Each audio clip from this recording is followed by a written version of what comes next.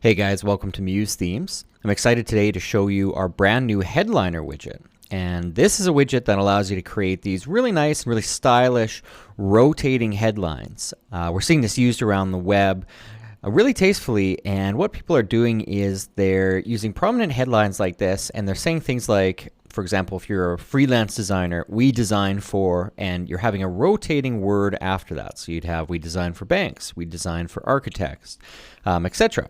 So we wanted to create a widget that allowed you to do this, integrating in a couple of really kind of cool transition effects, but also that allowed you to continue to design on the Muse canvas without having to design in the panel, which is what you're seeing with many of the other widgets out there that have text effects. So this is a great example that we've built for demo. Really clean, really simple, but along the bottom here you can see that we have different transition effects. So right now we're on one called roll. But we could go to something like flip, and what this is just kind of a flipping up motion. And we even have some other kind of more interesting ones like erase, and what this does is it gives the kind of impression that somebody's highlighting and erasing the word there. So these are really easy to set up in Muse. You're going to love this widget. It takes just a few minutes to get going. So I'll jump into Muse and I'll show you how to make this work. Here we have kind of a sample homepage with just an upper navigation and a big hero image. And I'm going to create a block of text. And so I'll use the text tool here and I'll just drag a text box. And let's say something like, we design, and I'm going to bring this text size way up, of course, so you can see it. And I'll maybe make it white. And let's just change the font styling to something a little better than Arial, of course. So let's go with Brandon Grotesque. We'll just go medium there, just like that. And let me bring up the size a little bit more. Okay, perfect. The last thing I'm going to do is I'm just going to shrink down this box so that it's a nice tight frame. We're going to put another block of text right beside this. Okay, now I'm going to duplicate this text over just by holding the Option key and dragging. And now this is the area where I'm going to kind of replace the words that we want to use for this widget. So the first thing that I'm going to do is let me just drag the widget out on the page. So it's called the headliner widget. It'll be here in your library panel once you've double clicked it. And when I drag it out, I'll show you what the panel quickly looks like. So we can kind of position this off the side of the canvas so it doesn't interfere. And if I look on the panel, it says the number of headlines we want to use. And we need to define a paragraph style for each of those headlines. Below that section, we have settings for the transitions, so the transition style, the speed, the delay, that sort of thing. And then lastly, we have some specific preferences for certain transitions. So some of them have direction controls. Others have kind of selected text colors if we're mimicking the kind of typing effect on one of the transitions. So the first thing we'll do is let's just do 3 headlines for this demo. And right now, by default, it says their paragraph styles are para 1, para 2, and para 3. So let's go back to the canvas here, and I'm just going to give this first block of text a slightly different color so that it's a little bit unique. Okay, I'm going to change the word in there to be websites. And now I'm going to give this a paragraph style. So if I go down to the paragraph styles panel on the bottom right, and let's just click create a new style. And in that box, let's give that name para 1, just like that, and click OK. So now we've got a paragraph style applied to this block of text. That's para 1. So the next thing I'll do is let's just duplicate this block of text. So if I hold Option and drag, of course, I can bring it down a few times. And let's change the second one to say something like brochures. I'm going to need to add a little bit more space into this box. Let's just do that. And then this one, we could do something like apps there. Okay, now let's change these paragraph styles to be para 2 and para 3. So with the second box selected, let's just go to the paragraph styles. We'll create a new one. And let's add para 2. Okay, so make sure that's applied, of course, to the second block. We've got para 1, para 2. Now we need para 3.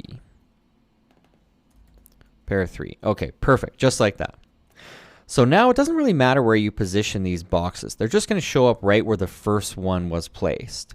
But let's go ahead and preview this in the browser. I just want to make sure I have a transition set that you'll be able to see. So we have a sliding effect right now from left to right, and we have looping enabled. So that everything looks good. Let's go File and Preview Page in Browser.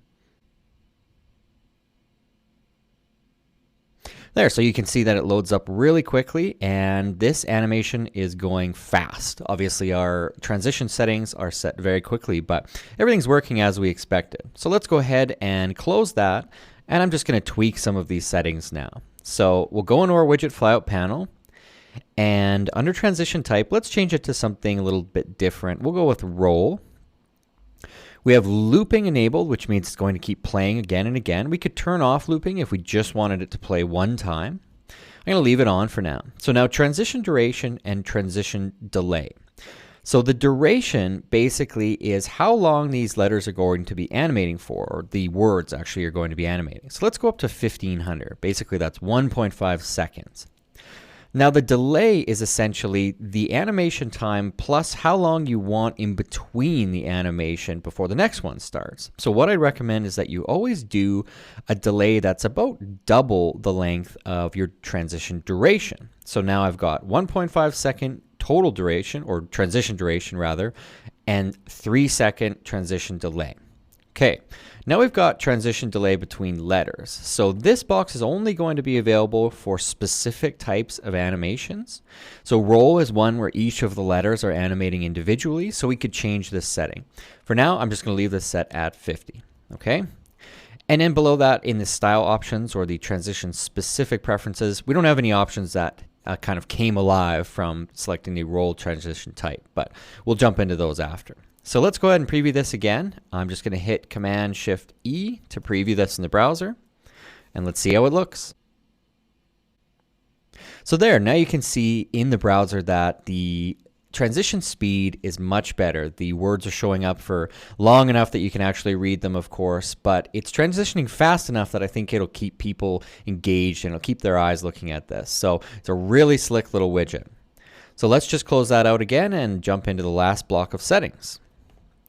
So in the settings here, I'm going to change the transition type now to something like the typing effect. Okay, so now when I selected typing, you can see that we've got selected background color, selected text color, and cursor color have all come alive. I'm going to leave those set in those kind of bright colors, and I'll show you why you need to change those.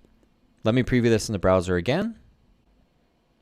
So with this effect, we have the word, and then it gets highlighted like somebody's selecting it and they delete it. So we've got a red cursor flashing at the end of the word. We've got a highlight color text, and then we've got a text color that shows up when it's highlighted as well. So obviously this styling does not match the site at all, but we might want to have an orange cursor here at the end. And then maybe the background is gray and the text within is white or orange, something like that. So let's change those right now. So we've got selected background color. We'll go with a gray color. Selected text color, let's go with, say, white. Or, you know what, let's go with an orange. And then for the cursor color, I'm going to change that to orange as well. There. That should match our site a little bit better. So we'll preview this one more time. So as you can see now when we preview in the browser here that the text, when it's actually written, we've got a orange cursor at the end, and then when it's selected we have the gray background and the text within is orange. So this matches the brand much better.